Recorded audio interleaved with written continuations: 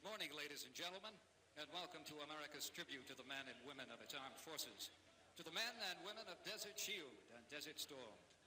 This is a proud day for our country and for all who wear its uniform. It is an especially proud day for the sons and daughters, the mothers and fathers, husbands and wives of all those who serve. The long days of conflict and uncertainty that began more than 10 months ago are over, and now it is time to celebrate, to honor those who have sacrificed, those who have endured for their country, both at home and overseas. And we honor them not only for what they have done, but for what they continue to do, to preserve, protect, defend. And all are honored, not just one individual or one unit or one command or even one service. Instead, we honor collectively all of America's armed forces, past and present, and those elements within it, the active, guard, and reserve that combine to make it the best in the world. As a nation, as an extended family, we have all watched in wonder and admiration as they did those things that no military force has ever done, that no other military can do. A combined force, determined, dedicated, Army, Navy, Air Force, Marines, and Coast Guard, land, sea, and air, all part of one team, all united in one effort, determined to win. And when the word came to execute, they were ready. It began at 2100 hours, 16 January 1991, in the skies over Baghdad. A black, dart-like shape moved swiftly through the Arabian night, undetected and unseen, to deliver a message from America, a message that said that victory could not, that victory would not be denied. Ladies and gentlemen, the F-117 stealth fighter.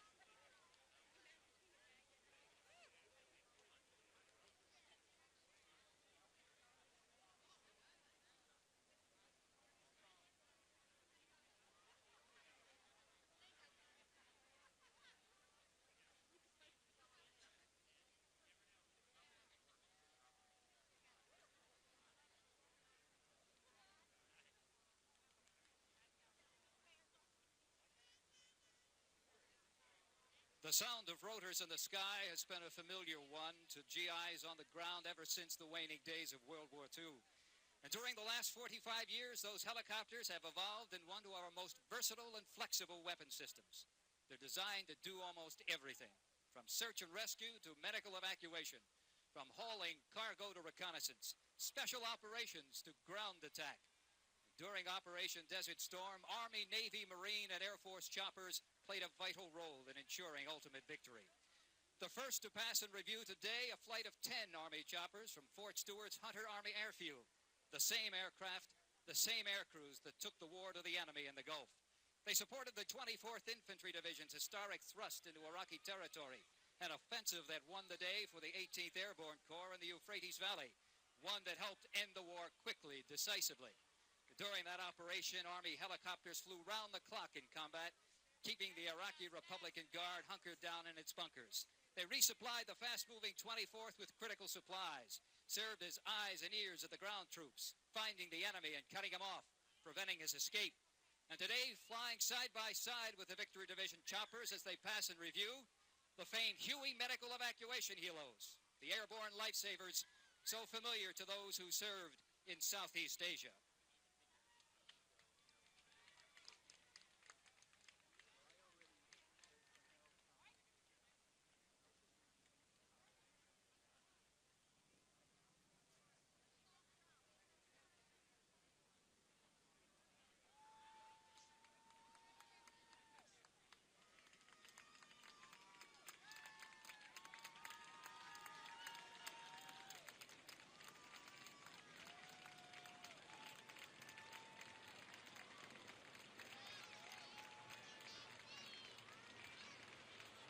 Helicopters were also an important element in Gulf naval operations as well, supporting both Navy air and surface forces. Today we see Navy choppers that help make the difference in the Middle East. Minesweepers, big lift helos, helicopters so powerful they can carry a marine light armored vehicle. We'll see helicopters designed to haul troops and cargo, search and rescue choppers as well. Versatile aircraft that can find down flyers, pluck them from the ocean or deep behind enemy lines. Also Navy choppers used for highly specialized missions. Some packed with sophisticated electronic gear designed to detect, track, and destroy enemy submarines. They were always part of the Navy team whenever the fleet steamed in harm's way.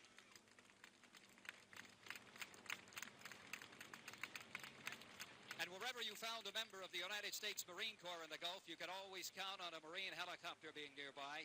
Marine choppers were there to carry the troops and their gear into battle. They kept them resupplied and re-equipped. They ferried the injured and wounded back to aid stations and hospitals. They helped monitor and control the battle on the ground.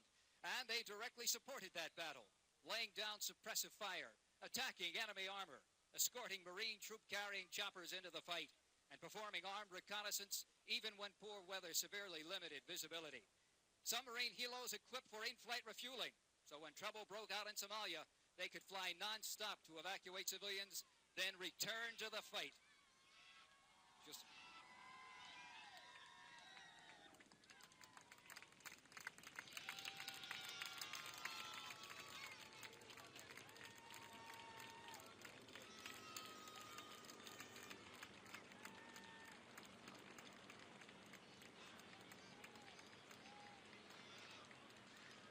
Some helicopter missions were carried out under the cover of darkness when speed and stealth were needed to get the job done. The aircraft frequently assigned these dangerous missions were choppers from the Air Force's Special Operations Command. With their ability to see in the dark and the intense training given their crews, these helicopters were able to move friendly forces deep behind enemy lines without being detected, and then bring them back out again safely. Pave Low and Blackhawks were the aircraft of choice for these special missions. And as they fly by, you'll note how well matched to the mission they appear. These big choppers were among the first Allied aircraft to penetrate Iraqi airspace. Another the first to complete a successful combat rescue of U.S. airmen since the Vietnam War. Ladies and gentlemen, General H. Norman Schwarzkopf, Commander-in-Chief, U.S. Central Forces, and the members of the U.S. Central Command, headquartered at MacDill Air Force Base, adjacent to Tampa, Florida. Central Command is the headquarters for U.S. military affairs in 18 countries in the Mideast, Southwest Asia, and Northwest Africa. And the friendly bears made lots of friends, not just here, but all over the world. A great American ambassador, a great American. We love you. We love you, General.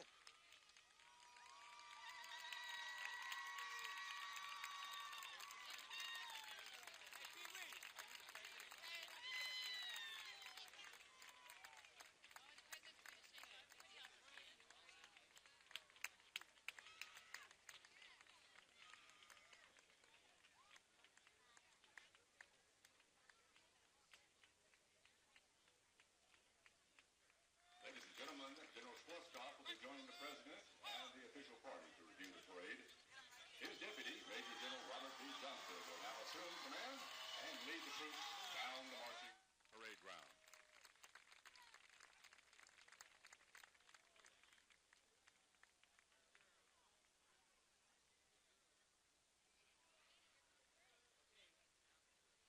Ladies and gentlemen, we now present the Central Command troops under the direction of Colonel Patrick J. Neiman, U.S. Army. This marching element consists of members of all the armed services assigned to the United States Central Command. Operation Desert Shield began August the 7th, 1990, with the order to deploy U.S. military forces to Saudi Arabia. 3 days later, heavy ground forces began boarding ships for the voyage to the Middle East. And in less than 1 month, 100,000 American troops were in the region. Ladies and gentlemen, Special Operations Command, Central Command, under the direction of Colonel Jesse L. Johnson, U.S. Army. Special Operations troops and units from all the armed forces who participated in Operation Desert Shield and Desert Storm. Special Operations Forces deployed to the Persian Gulf beginning on August the 7th in 1990, and their mission was to conduct special operations on land, in the air, and on the sea in support of CENTCOM's military objectives.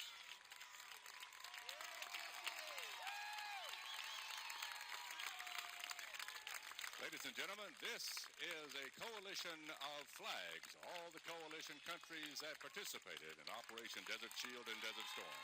They represent Argentina, Greece, Qatar, Australia, Italy, Saudi Arabia, Bahrain, Kuwait, Senegal, Bangladesh, Morocco, Spain, Belgium, Netherlands, Syria, Canada, Niger, Turkey, Denmark, Norway, the United Arab Emirates, Egypt, Oman, the United Kingdom, France, Pakistan, and the United States. 7 countries sent medical units only. They are China, New Zealand, Singapore, Czechoslovakia, Poland, South Korea, and Hungary. Ladies and gentlemen, Lieutenant General John J. Yosak and the 3rd United States Army and at Fort McPherson, Georgia. These are United States Army Forces Central Command. This Army organization, known as ARCENT, was the senior Army headquarters in Southwest Asia. It was the largest single component in the Gulf War. At the peak of the operation, General Yosak commanded 303,000 soldiers, plus 30,000 British and French ground forces.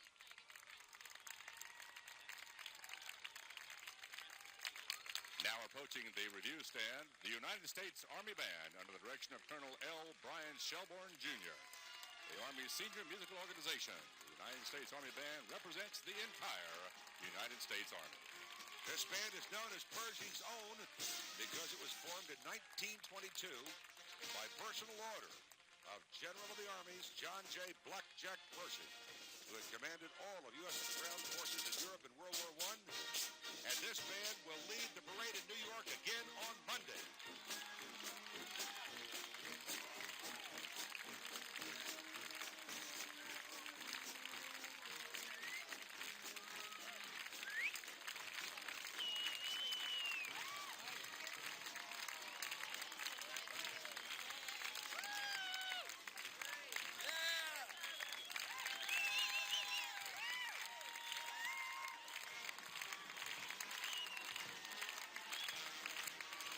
Ladies and gentlemen, the 7th Corps, United States Army, directed under the leadership of Lieutenant General Frederick M. Franks, Jr.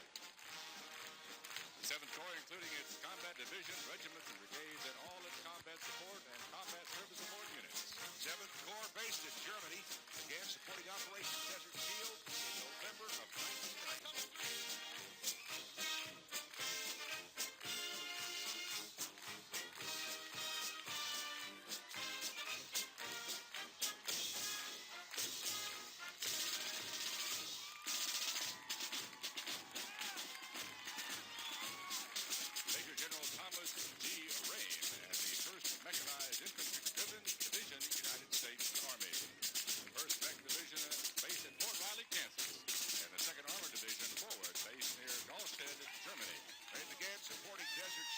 December of 1990, and in Desert Storm, this unit led 7th Corps right flank attacks against Iraqi forces.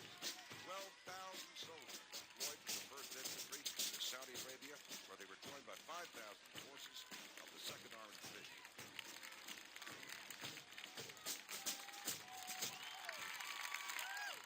Approaching next is Major General Ronald H. Griffith and the 1st Armored Division and elements of the 3rd Infantry Division, both based in Germany. The 1st Armored Division began supporting Operation Desert Shield in December 1990. Including other U.S. Army units assigned to it for operational control, the division had 17,000 soldiers under its command when it took part in 7th Corps sweeps around the left flank of Iraqi positions in Iraq.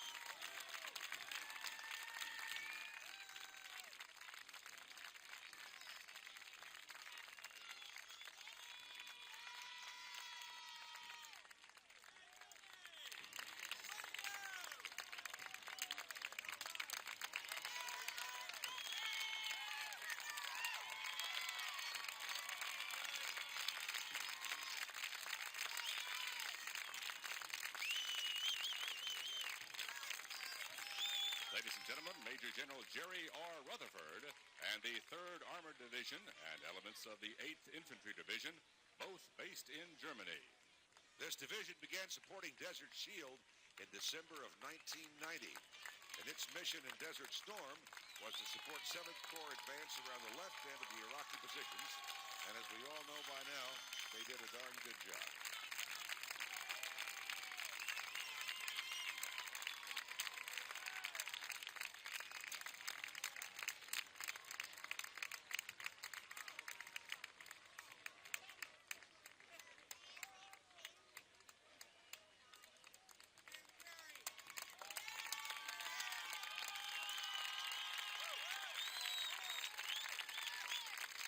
Approximately 17,000 soldiers deployed from the 3rd Armored and 8th Infantry Divisions to the Persian Gulf, and they destroyed more than 4 Iraqi divisions.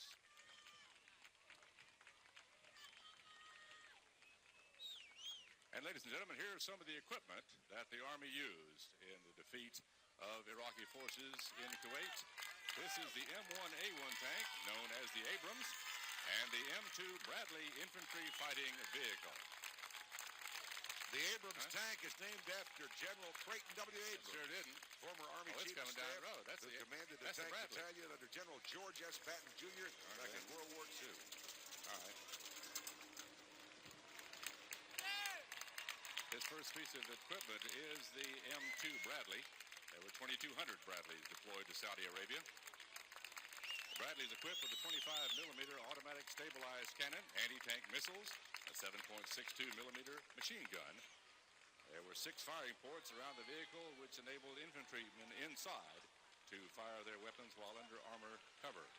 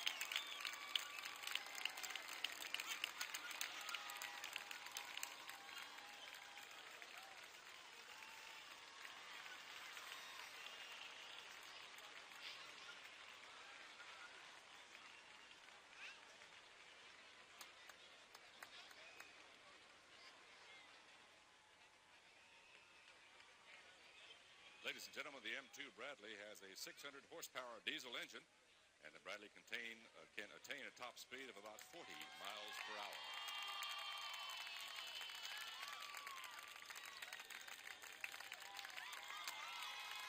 And now coming into view of the reviewing stand, this is the M1A1 Abrams tank. Combat loaded, this tank weighs 67 tons. With a top speed of more than 40 miles an hour.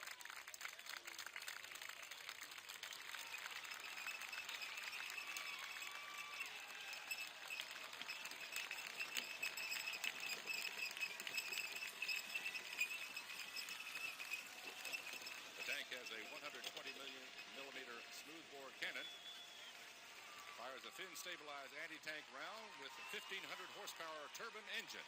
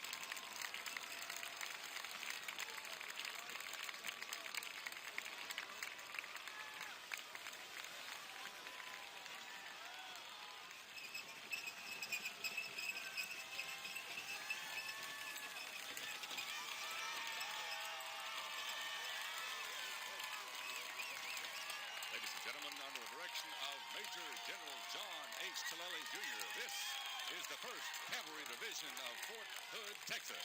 1st Cavalry Division began supporting Operation Desert Shield in September of 1990.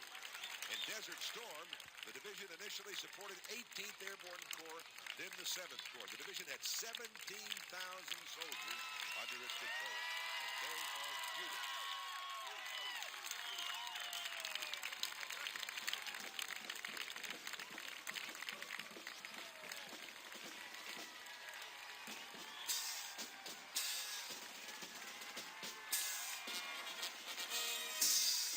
Ladies and gentlemen, under the direction of Chief Warrant Officer Freddie Vinson, this is the 1st Cavalry Division Band.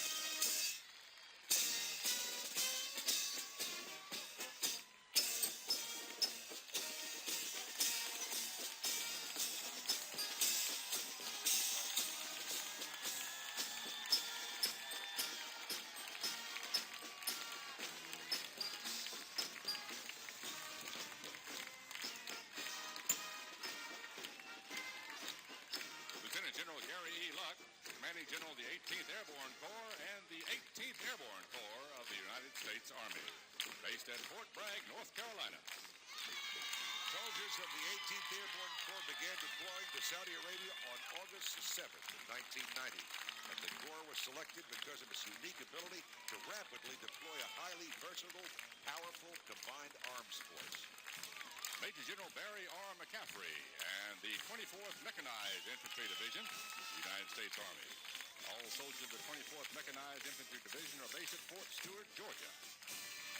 24th Infantry Division was placed on alert on August 7th, 1990, as the first ship carrying division equipment and soldiers departed from Savannah, Georgia on August 20th, 1990. The division was joined in Saudi Arabia by the 197th Mechanized Infantry Brigade.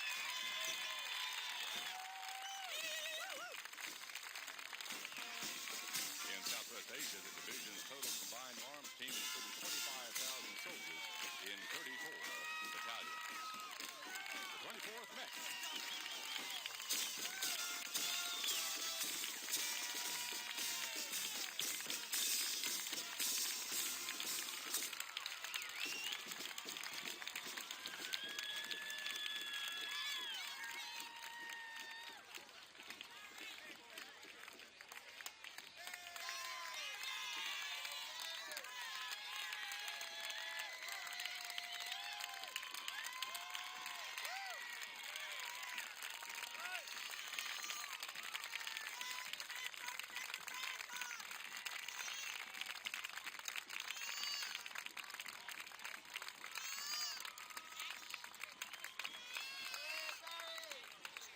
Ladies and gentlemen, this is the Multiple Launch Rocket System, known as the MLRS. It's a free-flight artillery rocket system used primarily to attack enemy artillery systems, air defense systems, and large targets, otherwise unsuitable for attack by cannon artillery.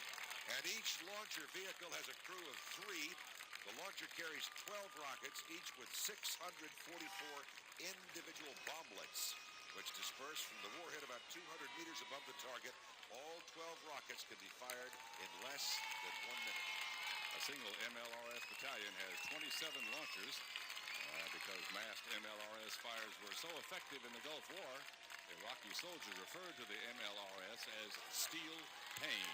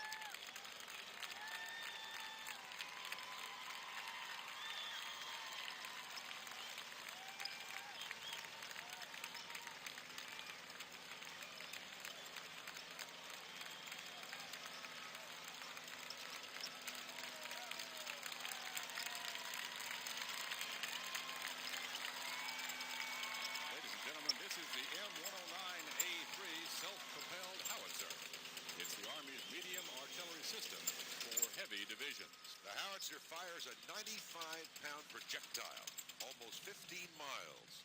And types of projectiles include high explosive, bomblet, illumination, and smoke. When combat loaded, the howitzer weighs 56,000 pounds and has a crew of 9.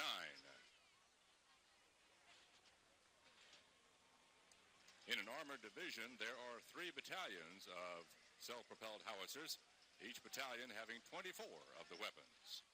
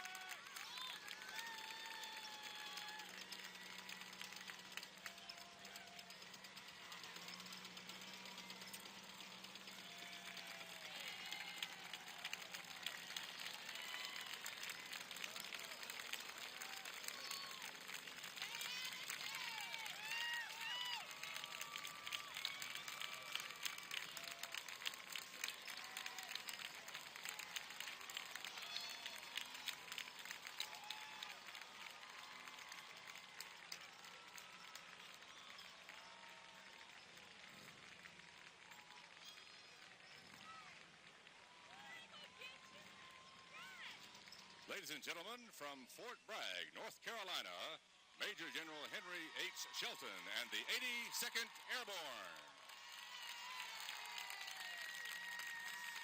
Troopers of the 82nd Airborne Division were the first ground forces deployed to Saudi Arabia. They began the deployment only 5 days after Iraq invaded Kuwait. Division initial mission was to secure the international airport at Dhahran and secure the port of Jubail for the arrival of additional forces, and that they indeed did.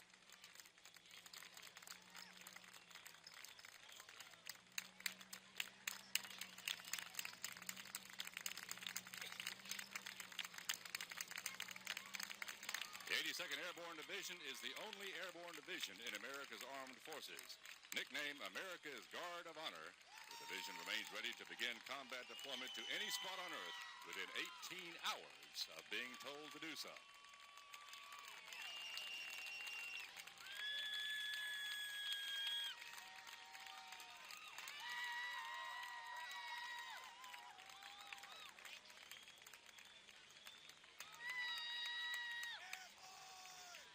Ladies and gentlemen, from Fort Campbell, Kentucky, Major General J.H. Binford P. III and the 101st Airborne Division Air Assaults, the Screaming Eagles. This division, nicknamed the Screaming Eagles, had 2 separate missions during its deployment to the Persian Gulf. First mission was to provide a covering force along the Kuwaiti border as part of the force defending Saudi Arabia. The second was to conduct an attack deep into Iraq to destroy Iraqi forces and cut off lines of communications with Baghdad. Both missions were fantastically accomplished. By the end of the war, the 101st Airborne Division was the northernmost Army unit in the West and in the East. The Screaming Eagles moved farther, faster, and controlled more terrain than any unit in military history. Ladies and gentlemen, Chief Warrant Officer W. Brian Grills and the 101st Airborne Division Band, based at Fort Campbell, Kentucky.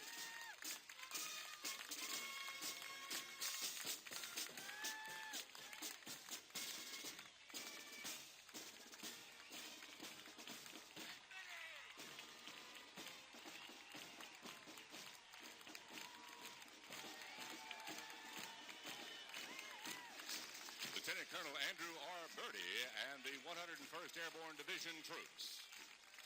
Members of the 2nd Battalion, 187th Infantry Regiment.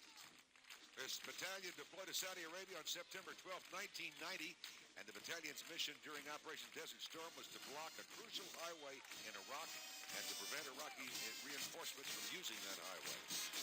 And you can bet it was successful. Colonel James Darling, commander of the 196th Field Artillery Brigade, headquartered in Tennessee, and the Army National Guard.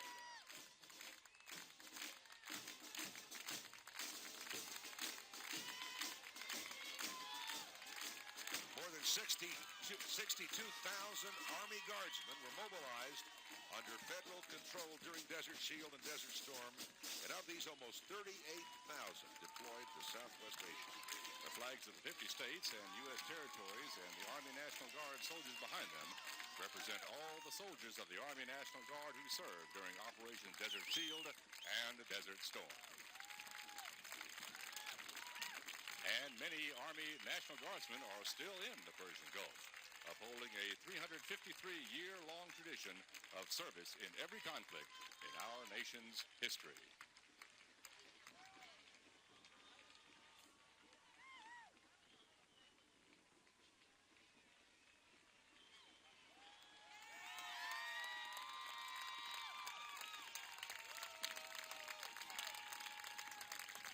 Ladies and gentlemen, this is Colonel Roscoe C. Young, Jr., who commanded the 115th Mobile Army Surgical Hospital in the Persian Gulf, and this represents the members of the National Guard of the District of Columbia.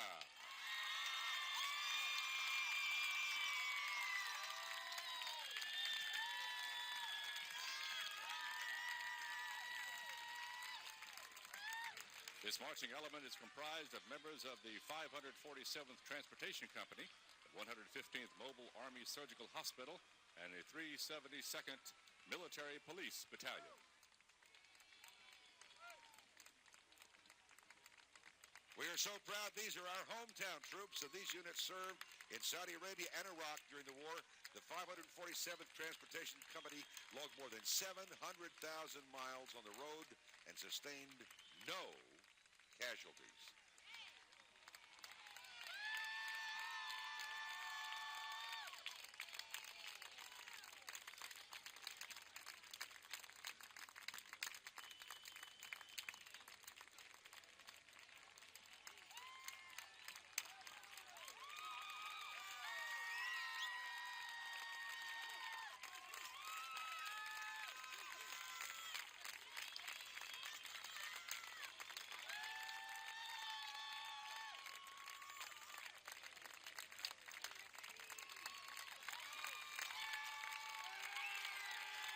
Ladies and gentlemen, Brigadier General Howard T. Mooney, commander of the 352nd Civil Affairs Command, Riverdale, Maryland. This is the 1st United States Army. They're headquartered at Fort George Meade in Maryland. These are our good local folks, too, and they're members of the 1st Army, were placed on alert in August of '90, and unit activations and deployments were continuing when hostilities ended. They started out and they finished it up.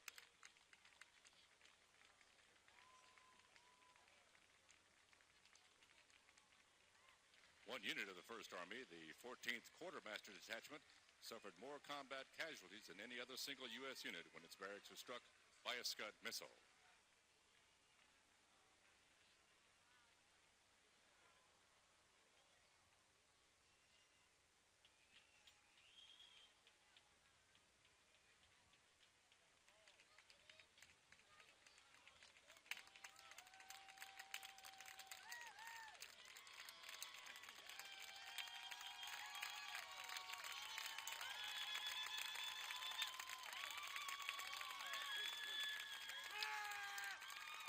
Ladies and gentlemen, Colonel Miller Love, commanding officer of the 360th Civil Affairs Brigade of Columbia, South Carolina, representing the United States Army Reserve from the 2nd Army Region of 8 southeastern states, Puerto Rico, and the U.S. Virgin Islands. They're headquartered in Fort Gillem, Georgia, the 2nd United States Army. More than 45,000 2nd Army soldiers from the 341 units were mobilized. 289 of these units deployed to Southwest Asia.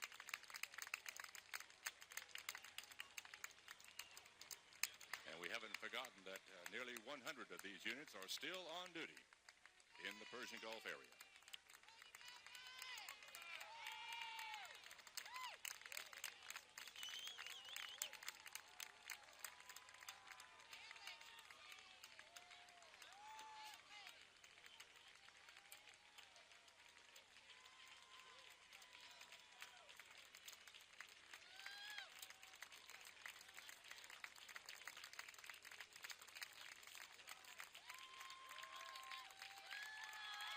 Ladies and gentlemen, Major General Terrence D. Mulcahy and the 4th United States Army.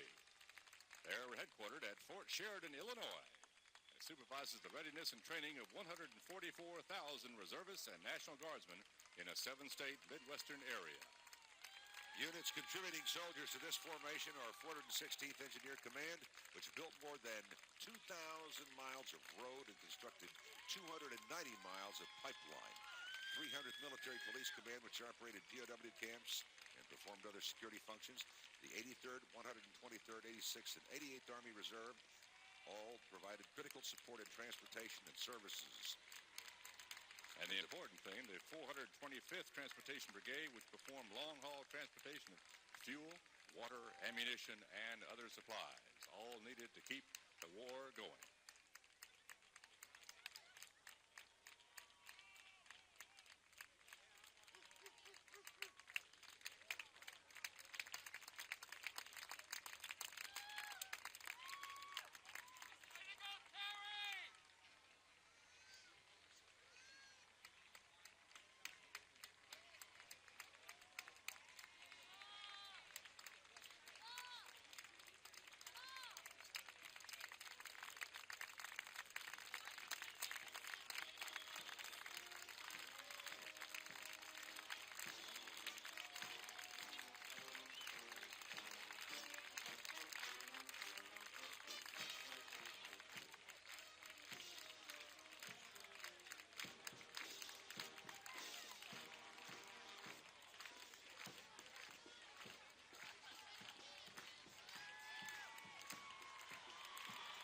Ladies and gentlemen, under the direction of Chief Warrant Officer David A. Ratliff, this is the 1st United States Army Band based at Fort George Meade, Maryland. Formed during the Civil War, they participated in the Civil War, the Indian Wars, the Philippine Insurrection, and in World War I. During World War I, the band fought alongside the 1st Infantry Division.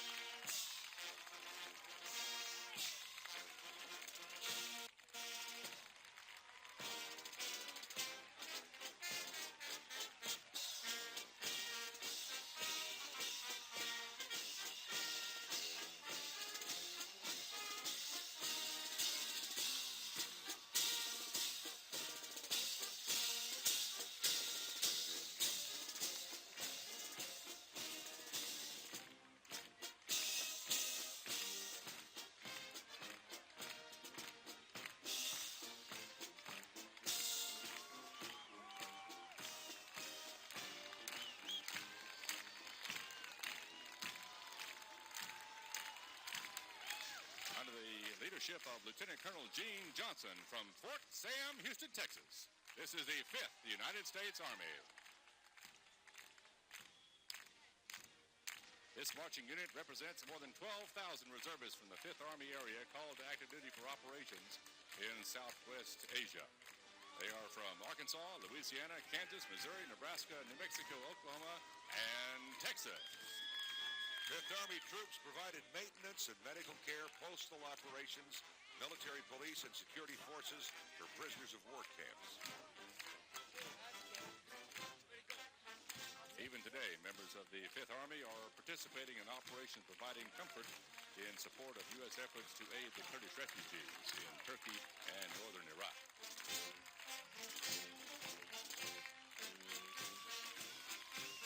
Colonel James C. Martin, commander of the 159th Support Group, a reserve unit based in Helena, Montana. This is the 6th United States Army, headquartered at Presidio, San Francisco, California. The 6th Army began mobilizing troops in support of Operation Desert Shield on August 24th, 1990. And during Operation Desert Shield and Desert Storm, the 6th Army mobilized 120 combat support and combat service support units, providing transportation, supply, and medical services.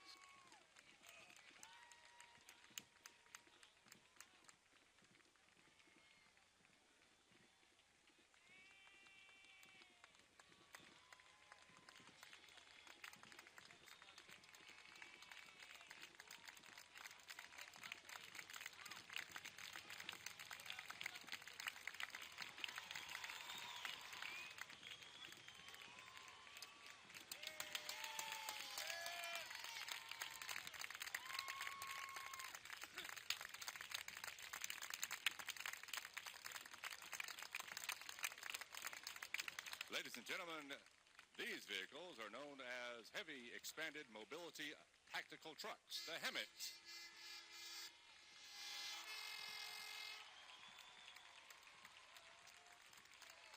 The HEMT has a 445 horsepower diesel engine and can travel up to 55 miles per hour. It can climb a 60% slope fully loaded. All 8 wheels are powered and it can ford a stream 4 feet deep.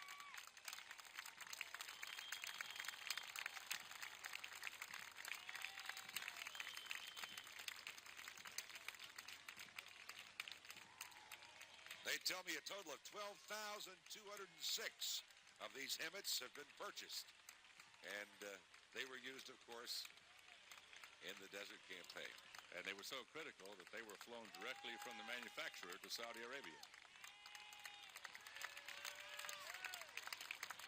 And now, ladies and gentlemen, the Patriot missile.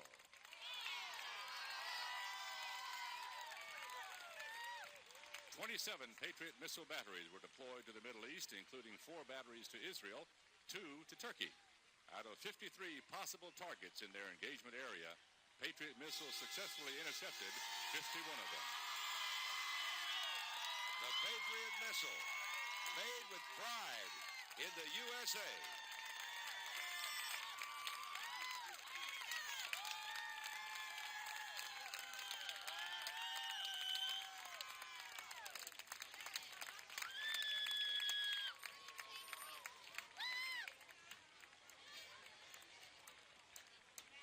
Ladies and gentlemen, Lieutenant General Walter E. Boomer and the 1st Marine Expeditionary Force from Camp Pendleton, California. The 1st Marine Expeditionary Force assumed operational control of all Marine forces in Central Command Theater of Operations on 2nd September 1990. And in case you didn't know, Desert Storm was the largest operation in the history of the Marine Corps. The main attack came overland while the threat from the sea penned 80,000 Iraqi troops in useless coastal defensive positions.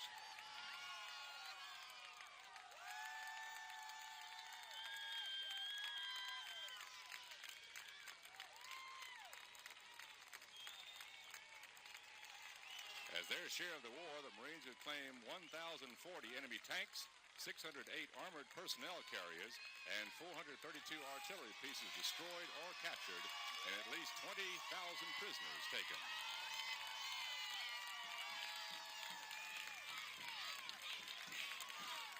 Under the direction of Colonel John R. Bourgeois, ladies and gentlemen, the United States Marine Band.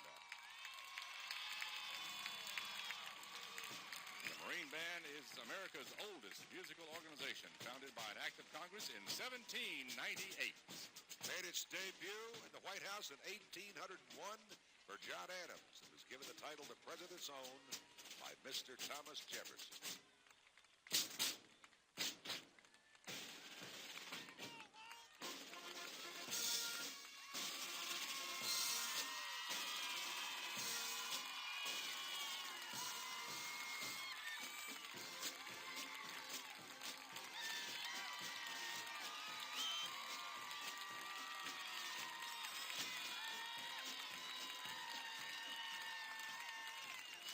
Ladies and gentlemen, Major General James M. Myatt and the 1st Marine Division of Camp Pendleton, California.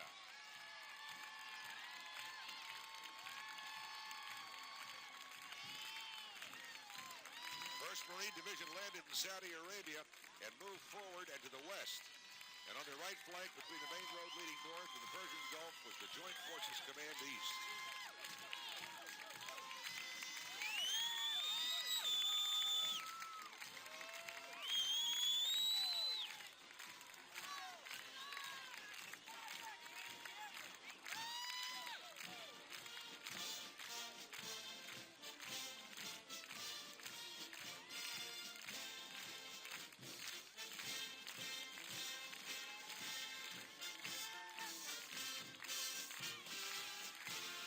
Behind the 1st Marine Division is Major General William M. Keyes and the contingent from Camp Lejeune, North Carolina, the 2nd Marine Division.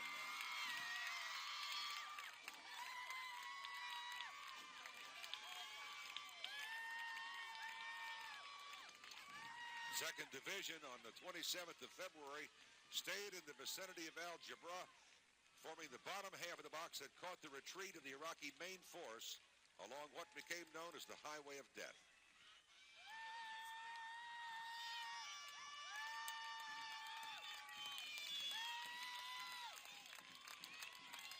Marine reservists were an integral part of every Marine unit. A total of 35,500 men and women were called up from the reserves.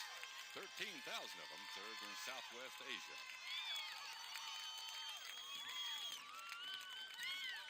Ladies and gentlemen, from El Toro, California, Major General Royal N. Moore, Jr. and the 3rd Marine Aircraft Wing.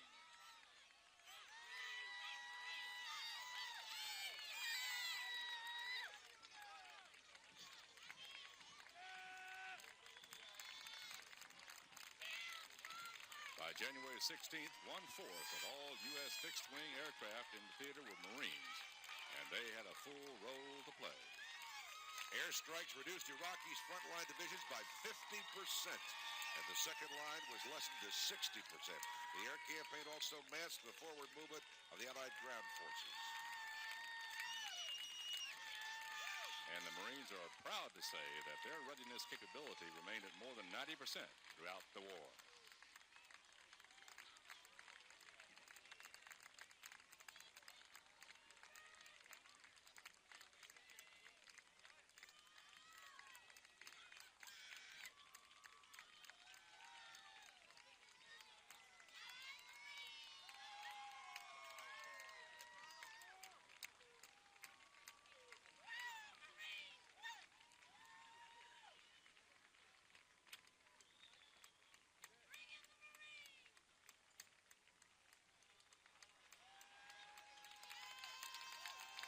Ladies and gentlemen, with the baton of Warrant Officer Fuqua, this is the 2nd Marine Division Band.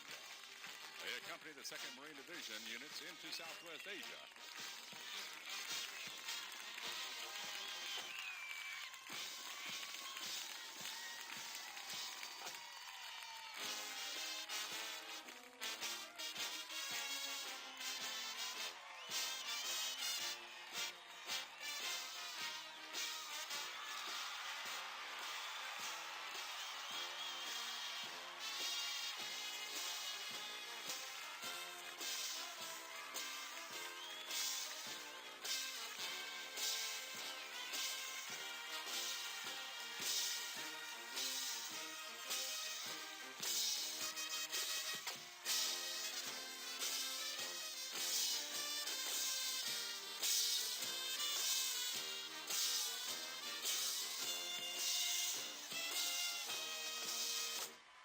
Let's hear it for the 2nd Marine Division Band. It's a really, really big shoe here this morning, folks.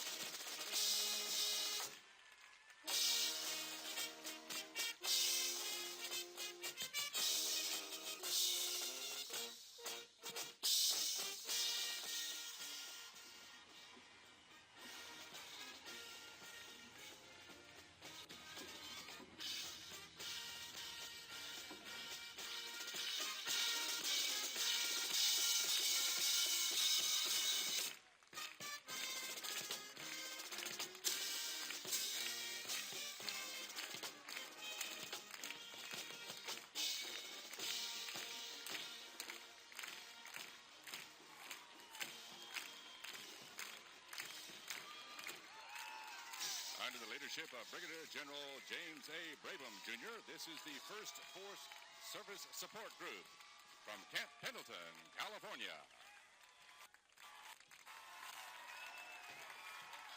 Perhaps in no other Marine Corps component did reservists play such a large role as they did within the combat service support element.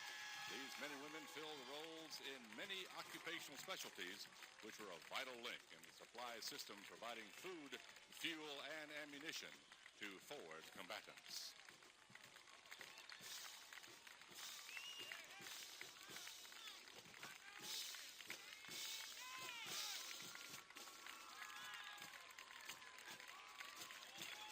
Next, Major General Harry W. Jenkins, Jr., and the 4th Marine Expeditionary Brigade from Camp Lejeune, North Carolina.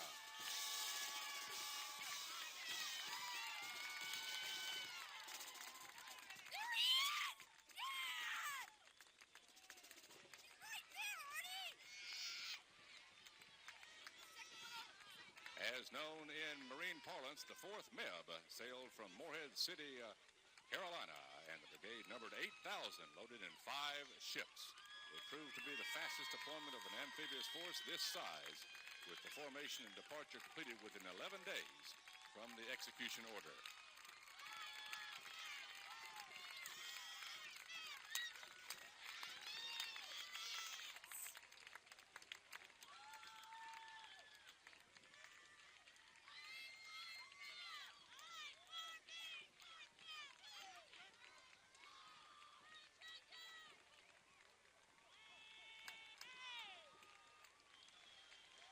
And next, ladies and gentlemen, under the baton of Warrant Officer Harris, this is the 1st Marine Division Band.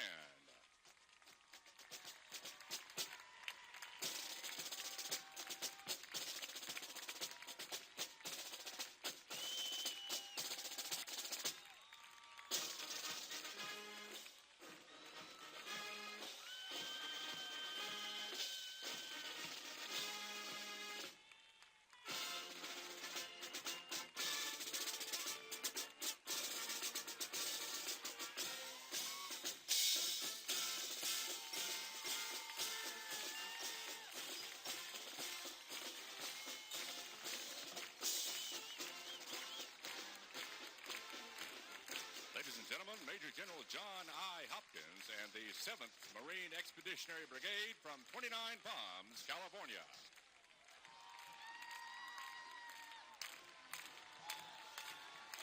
These Marines demonstrated exceptional bravery in breaching the dangerous minefields, at times under sporadic enemy fire. Along the way, Marines took bayonets in hand and quietly probed for mines in the darkness, marking footprints as they went for their fellow Marines to follow.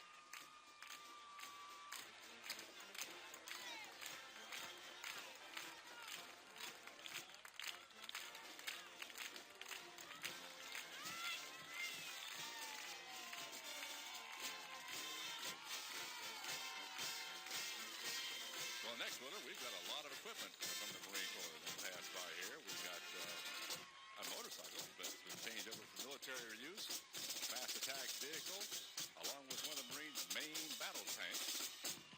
We've got some anti-tank vehicles, mortars, command and control vehicles, light assault vehicles. The Marines are going to show off their stuff.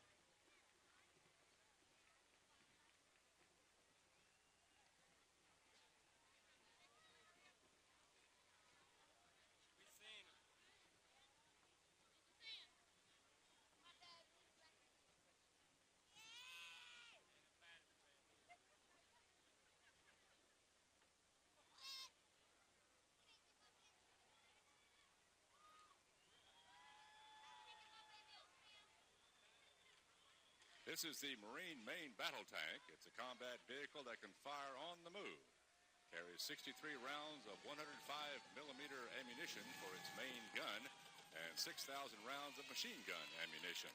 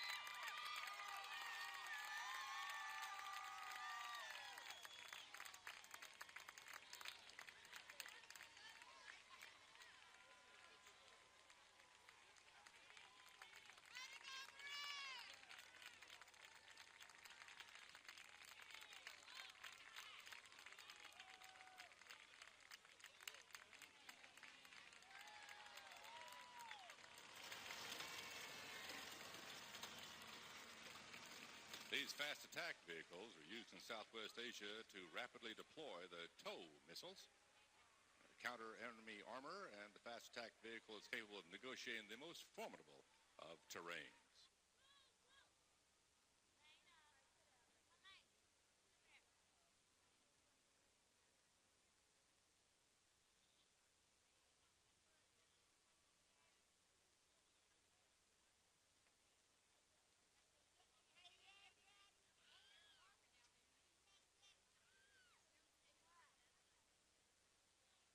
Ladies and gentlemen, these are the high-mobility, multi-purpose wheeled vehicles, the Humvee.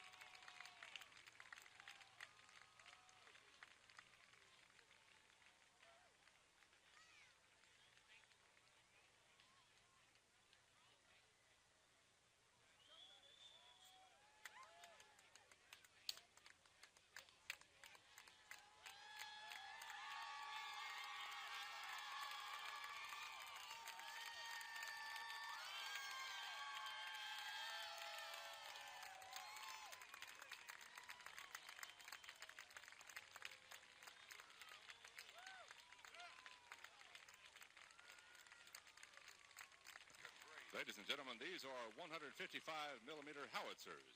They provide Marine ground forces with artillery fire support.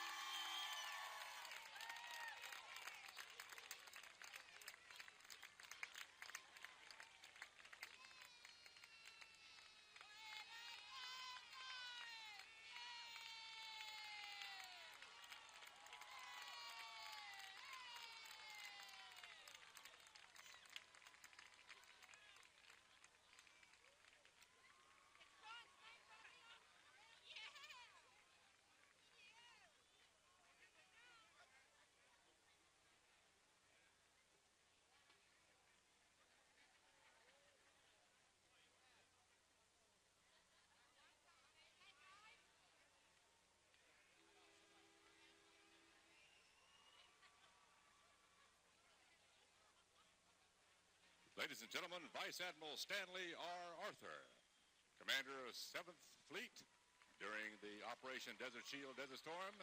Admiral Arthur was Commander, Navy Central Command. 5 short days after the first Iraqi troops invaded Kuwait, the carrier USS Independence steamed to the North Arabian Sea as the carrier USS Eisenhower battle group went through the Suez Canal into the Red Sea. And within a few short months, your Navy and Merchant Marines successfully completed the largest strategic sea lift of supplies in history. And under the baton of Senior Chief Jeffrey C. Myers, the United States Navy Band.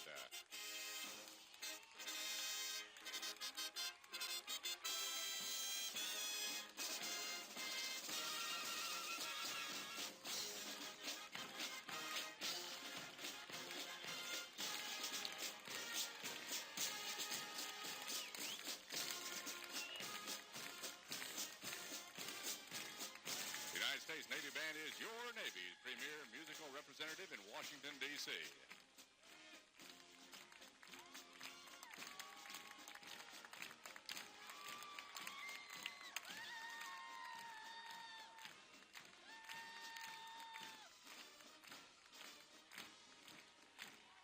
Rear Admiral John B. LaPlante and Naval Amphibious Forces. Within 1 month of the Iraqi invasion, more than 30 amphibious ships were in the Gulf of Oman, carrying 17,000 Marines and 8,000 sailors ready for combat. And in case you like to ask the question, what's your Navy doing for you now? The Navy continues to maintain the United Nations embargo of Iraq. We thank you very much. Rear Admiral Douglas J. Katz and Naval Strike Forces. The Strike Forces provided much of the naval offense for Operations Desert Shield and Desert Storm. These forces, composed of battleships, cruisers, destroyers, frigates, and submarines, provided offensive muscle during combat operations. Submarines registered another first, too, with the Navy. You know, the USS Louisville and the USS Pittsburgh fired Tommy Hawk cruise missiles against Iraq. First time ever. In one 2.5-day period, the USS Missouri fired more than 1 million pounds of ammunition.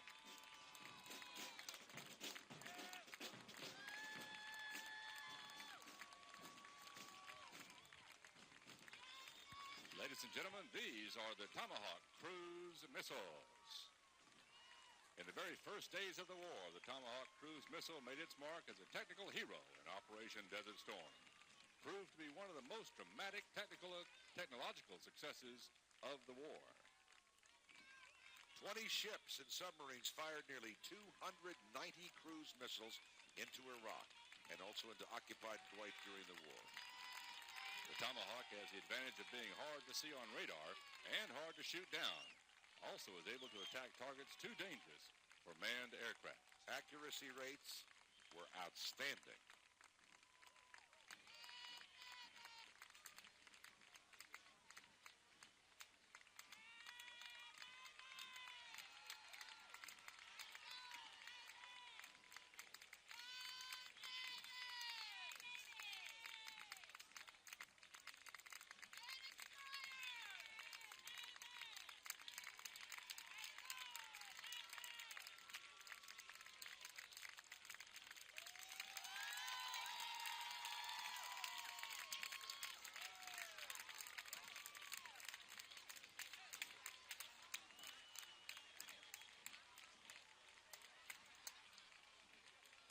The Tomahawk cruise missile.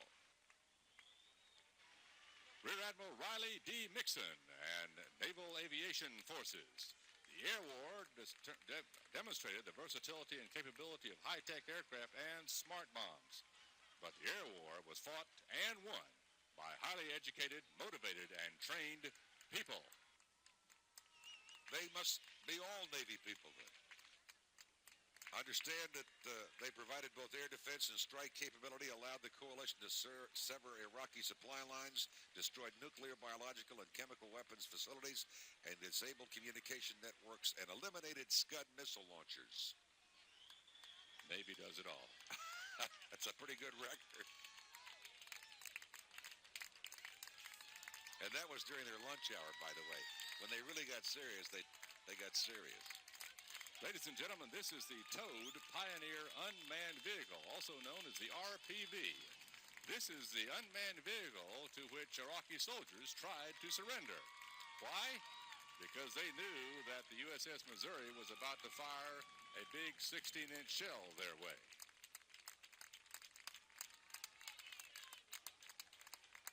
The reconnaissance information relayed via TV camera is brought back to the ship, and they guide the aircraft to find sites for bombing. Ladies and gentlemen, these are Navy medical personnel, and they're led by Captain Roger J. Penzine, Commanding Officer USS Comfort, and Captain Paul D. Berry, Commanding Officer USS Mercy. More than 6,100 active duty and 9,700 reserve men and women filled a wide range of medical needs during the war.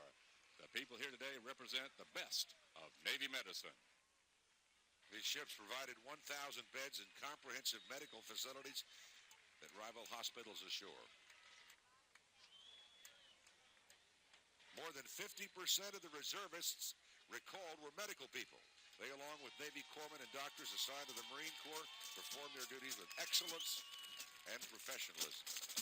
Under the baton of Petty Officer Pamela Johnson, this is the Navy Band from Orlando, Florida.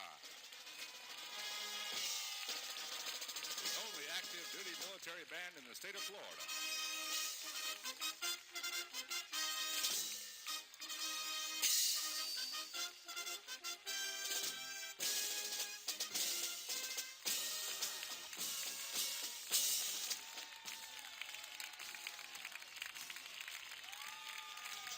Behind them, ladies and gentlemen, Rear Admiral Vance H. Fry, United States Navy Supply Corps, and the Navy Reserve.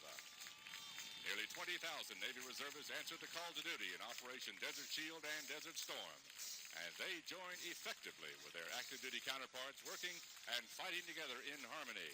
This is a tribute to the constant training and high readiness of the reserve forces of the United States.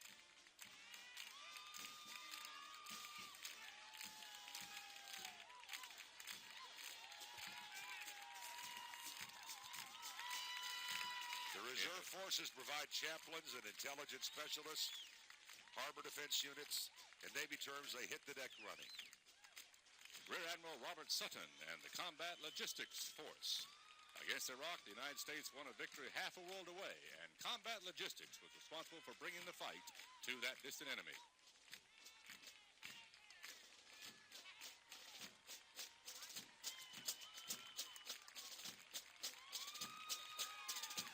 These folks are still working very hard. The mission of the Logistics Support Force is far from complete. The task of bringing it all home is still underway even as we speak.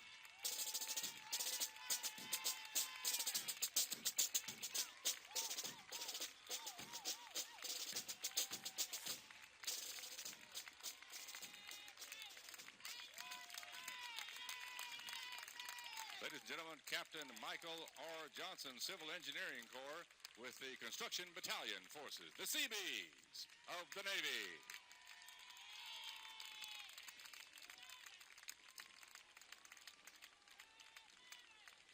If you like statistics, your Seabees during the service over there used more than 7.5 million board feet of lumber, 92,000 sheets of plywood, and 100,000 feet of PVC pipe. Ladies and gentlemen, perhaps at no time in modern history has the impact of air power been felt quite so strongly, so decisively as it has during Desert Shield and Desert Storm. It was air power, Air Force, Navy, Marine, Army Air, the Civil Reserve Air Fleet, our allies as well, that made the difference in helping wring from the skies and sands of the Arabian Peninsula a victory unprecedented in its swiftness and its totality. A victory that was and is a reaffirmation of the courage, dedication, and professionalism of America's fighting men and women. No miracle here in this victory, just good people, well prepared, well motivated, and well led with the right tools, working long hours under impossible conditions to make it happen. And naval aviation, important element of that air power, with its carriers already deployed first on scene, proving itself just as formidable, just as effective in the air as the fleet was on and beneath the surface of the Gulf. Navy Air took the fight to the enemy, flying from 6 big carriers in the war zone, from installations ashore. Navy fighters and attack aircraft flew nearly 21,000 combat sorties against enemy air defenses, Scud missile launchers against communications networks, power plants and airfields. Using precision, high-tech weapons, they did the job. inflicting heavy damage on military installations vital to the enemy war effort.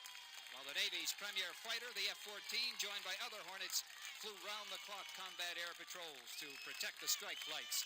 And now inbound in the Navy's traditional triple diamond formation, naval fighter and attack aircraft.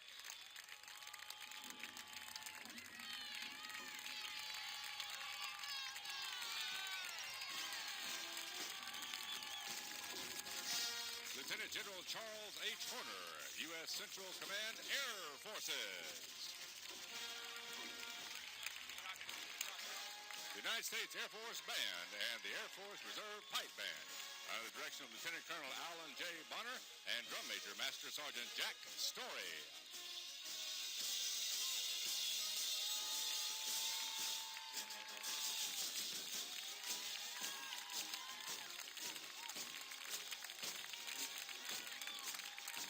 Ladies and gentlemen, Brigadier General Mike Hall and the 14th Provisional Air Division, representing the Tactical Air Forces of the United States of America.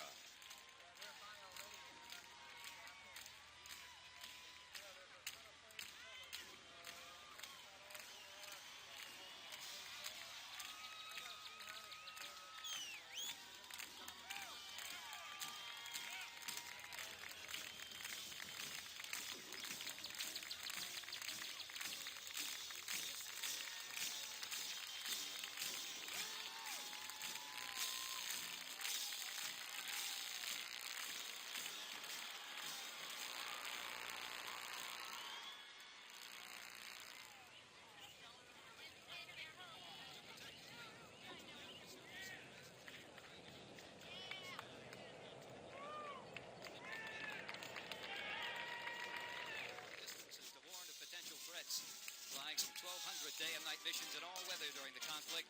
E-2s were also used to guide friendly aircraft to and from their targets in search and rescue operations as well.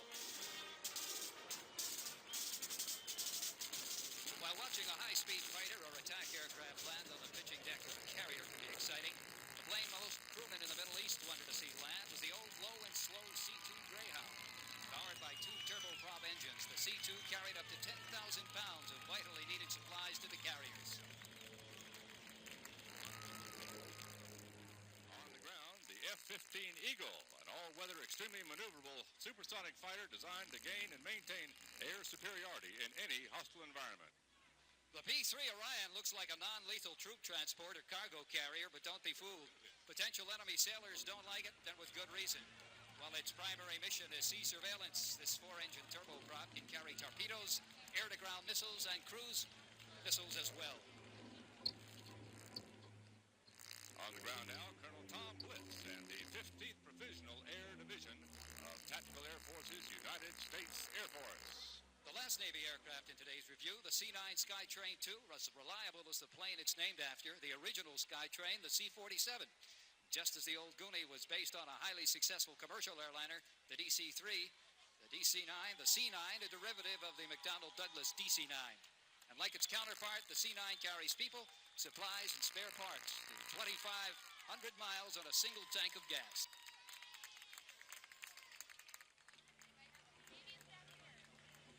The Marine tradition of maintaining a well-trained, battle-ready strike force just as strong for those who fly it is for those afloat and on land.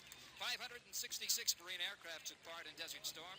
They were ready when needed. They performed as advertised. Marine pilots flew against strategic targets in Iraq. Ladies and gentlemen, Lieutenant Colonel Lowell E. Graham and the Tactical Air Command Band. Marine Air, ably represented in the Middle East by the first Marine air attack aircraft we'll see today, the battle-tested A-6E Intruder. Vietnam vet updated with new electronics, all-weather radar, infrared video, and laser designators. The Intruder conducted deep strikes in both Iraq and Kuwait. Many missions float at night where its ability to see in the dark enabled it to stop the enemy.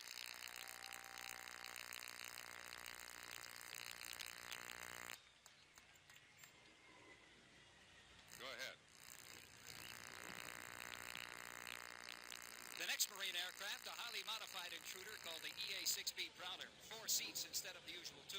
Prowler's job to fly in harm's way, to detect and jam enemy aircraft radars and missiles, destroy when necessary. The prouder made the sky safe for the strike flights that followed them in. Efforts really appreciated. One Hornet pilot said it all, don't ever leave home without it. Lieutenant Colonel Lowell E. Graham and the Tactical Air Command Band. Based at Langley Air Force Base, Virginia. Easily the most unusual strike fighter to fly in the Middle East, the AV-8B Harrier. A vector thrust jet that could take off vertically or from short fields, even highways. That ability enabled the Harrier to stay close to the troops it was supporting. In one instance, only 35 miles from the Kuwaiti border. Flying some 6,000 quick strike missions throughout the theater, Harriers helped clear the path for the Marines.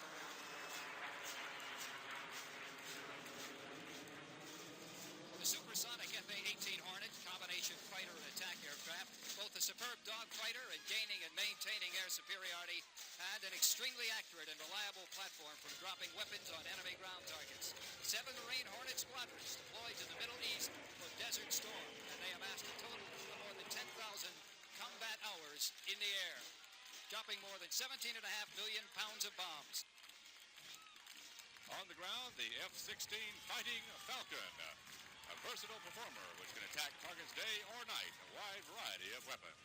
The F-16 Fighting Falcon.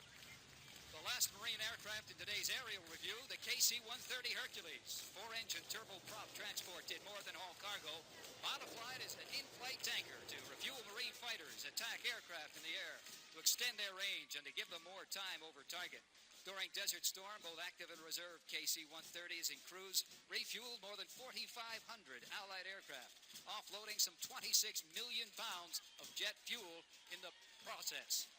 The Marine KC-130 aerial tanker inbound. And on the ground, Brigadier General Edwin E. Tenoso and the 16th Air Division Provisional. Bullets and missiles weren't the only weapons used by our enemy in the Gulf. Oil and other, thousands of gallons of crude dumped into the water to help fight this ecological disaster, as well as its potential impact on both the nations of the region and on the war effort. Special Coast Guard aircraft, HU-25B Guardians, quickly sent to the Mideast. Using special airborne sensor system called Red Eye, these flying labs helped us identify and track the spill's progress and to map out a battle plan for stopping it.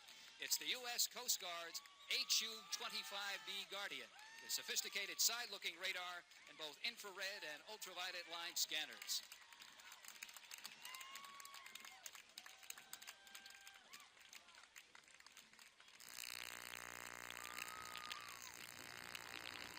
On the ground, the Military Airlift Command Wing, Military Airlift Command, Gain, Guard, and Reserve Wings, the Air Rescue Service, Air Weather Service, Defense Courier Service, and the Aerospace Audio Visual Service. It was a hot August afternoon when the Air Force Fighter Wing got the word they were going to Saudi now.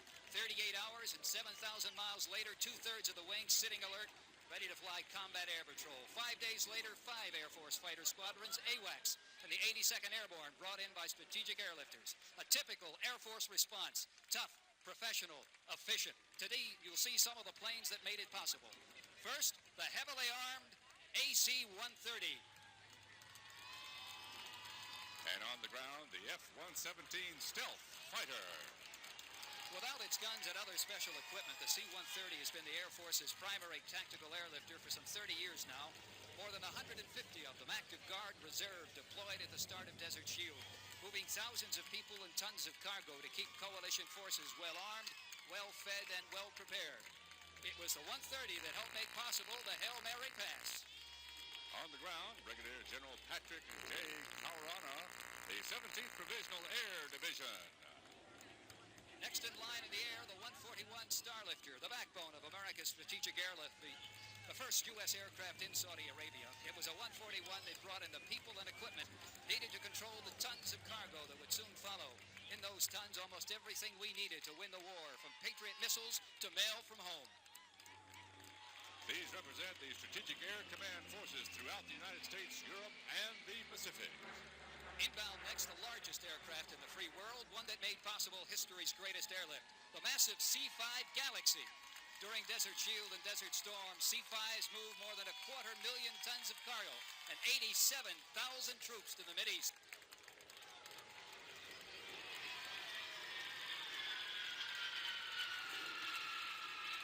Next, the Air Force's KC-135 aerial tanker, a military version of the commercial Boeing 707. In service for more than 35 years, these flying gas stations older than most of the crews flying them. But with superb maintenance and continued upgrading and improvement, they're still on the job and will continue to be well into the next century. First Air Force F-15 fighters deployed to the Gulf. It was KC-135s that helped get them there quickly, efficiently. During Desert Shield and Desert Storm, some 256 were used. Ladies and gentlemen, representing the United States Coast Guard, Captain John R. Olson, and the United States Coast Guard Band under the direction of Lieutenant Commander Lewis Buckley.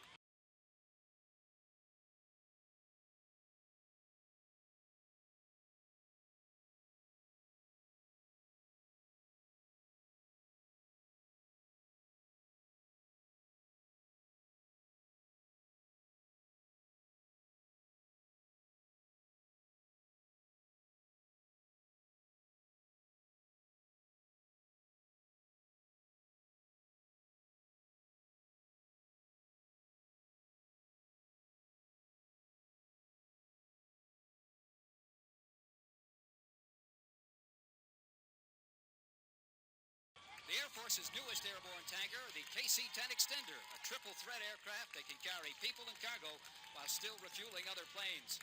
During the war in the Middle East, KC-10's key to the rapid deployment of troops and equipment, and they extended the range and capability of all U.S. and Allied aircraft. Along with the KC-135, they pumped more than 84 million gallons of fuel.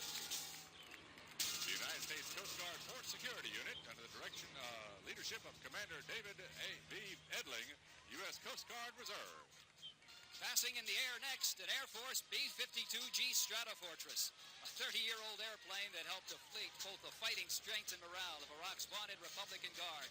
The ability of this plane to carry heavy bomb loads great distances and then drop bombs with remarkable accuracy deprived the Iraqis of their underground sanctuaries.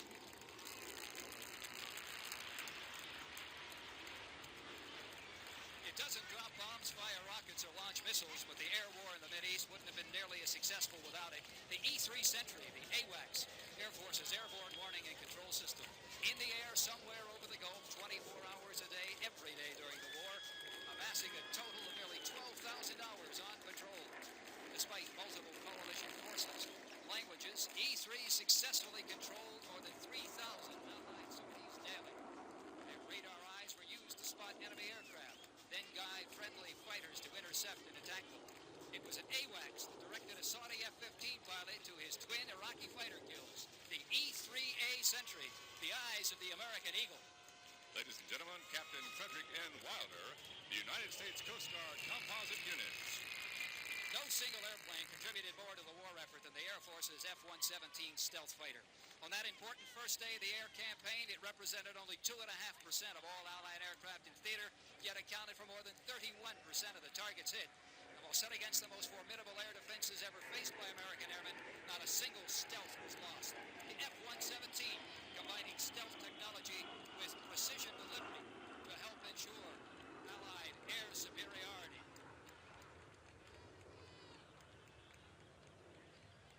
In the air, it's the F-117 Stealth.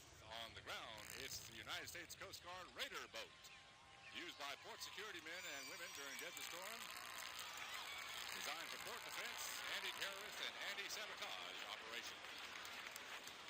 One key to air supremacy in the Gulf was the Air Force's F-15 Eagle, both the air superiority version and its ground attack twin, the F-15E. Flew some 8,000 sorties, helped gain control of the skies, and punish the enemy on the ground. Eagles accounted for every Air Force kill during the first 10 days of the war.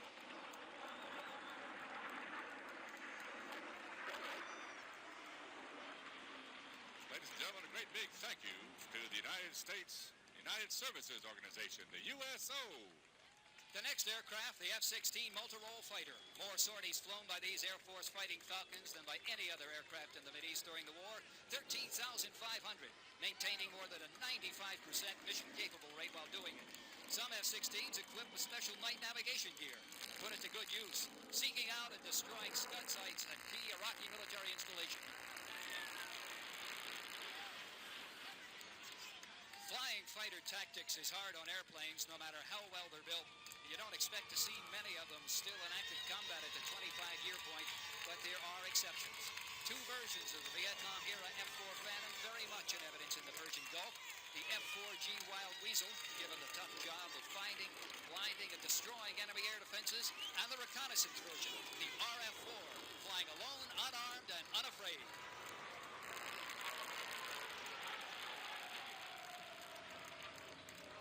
Another aerial success story written by the Air Force's tank-killing A-10 Thunderbolt II. Affectionately dubbed Warthog by their pilots, these rugged, dependable, heavily armed and armored attack aircraft flew low and slow to pinpoint and destroy Iraqi tanks and armor. They proved to be equally as good as daylight scudbusters, finding the launchers and destroying the missiles. The A-10.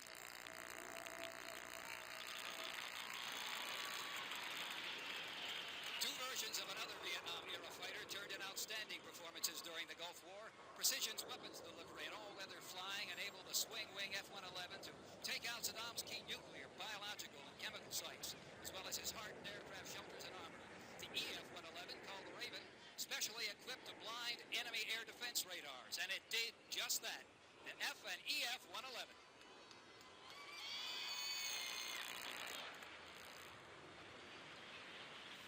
Some called it the video game war, clean, sterile, and bloodless, but it was not.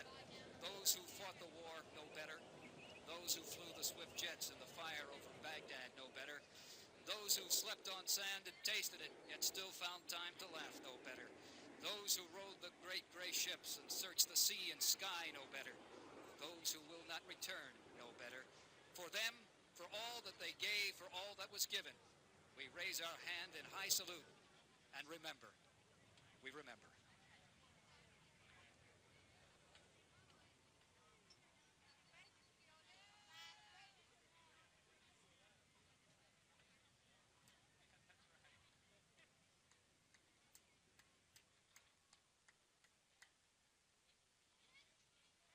Ladies and gentlemen, we present next the 50 state and 7 territorial flags of the United States of America.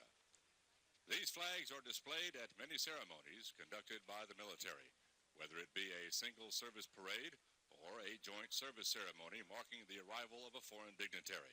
These flags add color to a ceremony and reflect a bit of history into every ceremony that they are presented.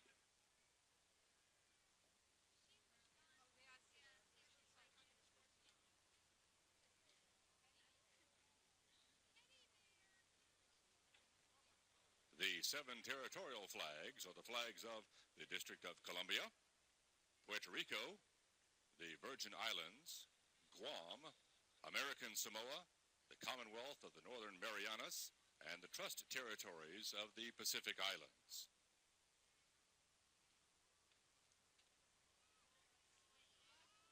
The United States Army Military District of Washington, the organization in charge of all joint service ceremonies in the nation's capital, displays the flags at all joint service honor arrivals at the White House and the Pentagon, as well as presenting the state and territorial colors at major level wreath ceremonies at the Tomb of the Unknowns at Arlington National Cemetery.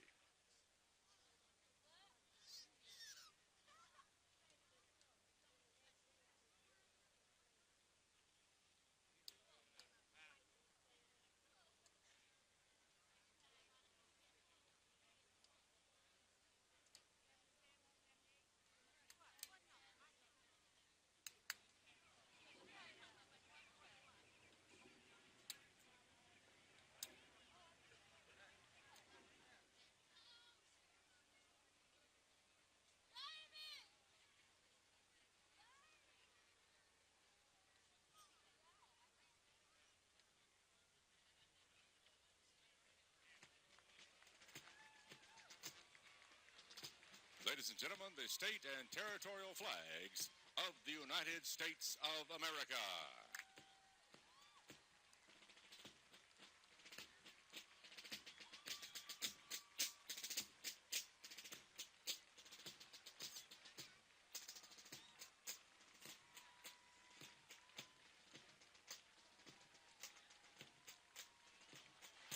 As most of you remember, There was a large call for letters to any sailor, any soldier, any airman, or any Marine in Saudi Arabia. Well, ladies and gentlemen, the Armed Forces of the United States would like to say, thank you, America.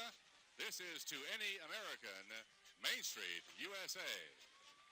The men and women who represented our country in Operation Desert Shield and Desert Storm wish to thank the American people for their kindness and strength throughout the conflict. Carrying members of each military service, decorated with the service flags and surrounded by the 57 state and territorial flags embodying the unified participation of our nation, this float expresses the appreciation of the troops for the steadfast support they received for their efforts. To voice our pride in our nation,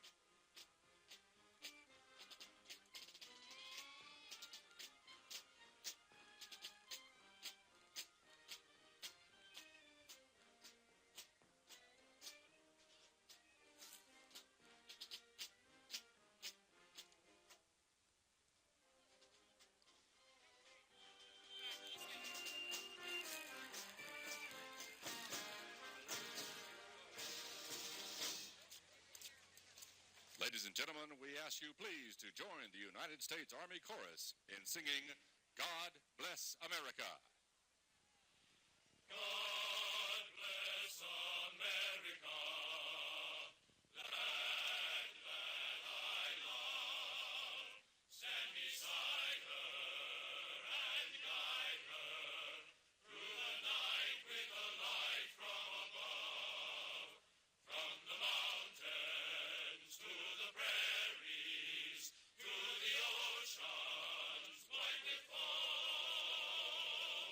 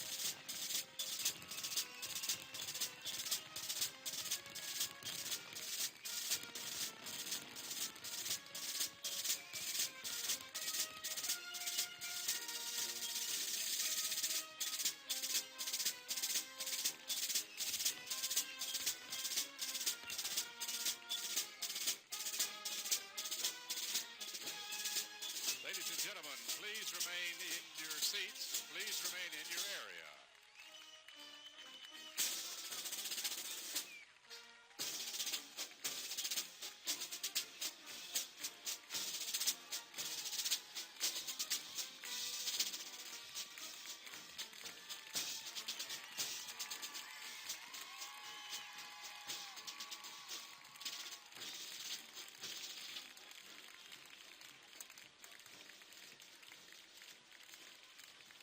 Ladies and gentlemen, please remain in your seats until the President has left the reviewing stand. Please remain in your area until the President has left the reviewing stand. And now, for those of you who remember Vietnam, here is a familiar voice. Good morning, Americans. Adrian Cronauer.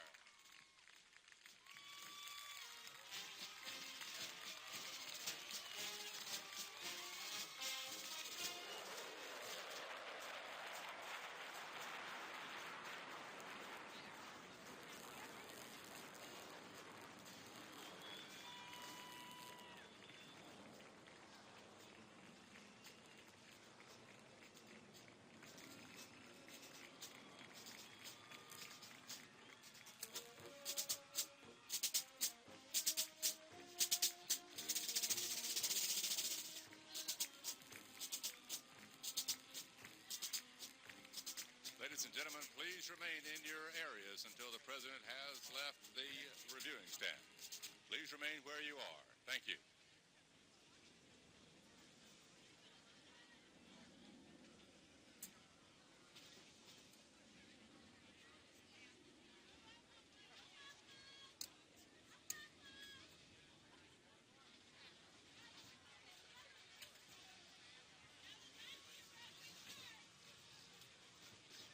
Well, folks, let me know how you feel. Did you like the parade? I'm sorry, I had my ears closed. Did you like the parade? That's what I thought you said.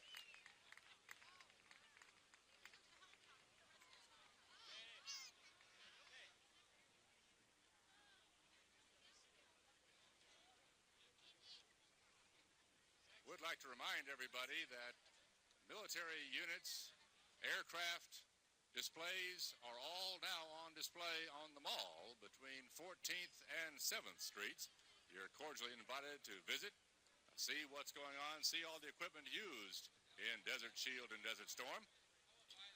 Spend your time, ask questions, find out how your United States Armed Services have served you.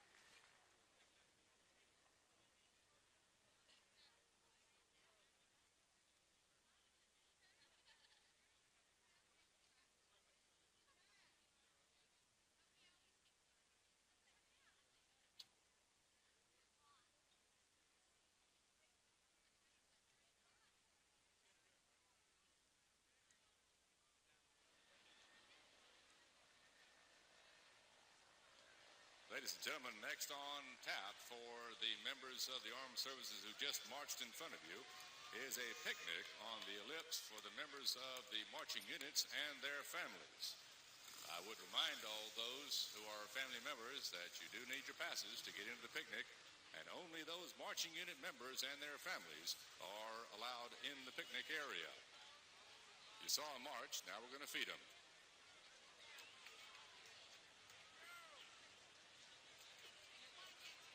The access points for the picnic area will be open in just a few moments.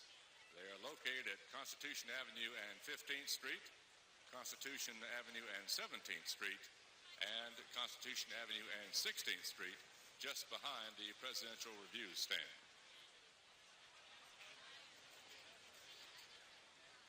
Now, of course, in some parts of Constitution Avenue, the parade is still going on. The units are still marching. And so those participants in the parade will not be here at the picnic grounds for probably another hour. So family members, if you're waiting to meet your troops, you may do so within an hour or so. It will take them time to board buses and get back to this area. Ladies and gentlemen, if you're not a family member, we sure do thank you for coming out today and supporting your troops as you have throughout the conflict.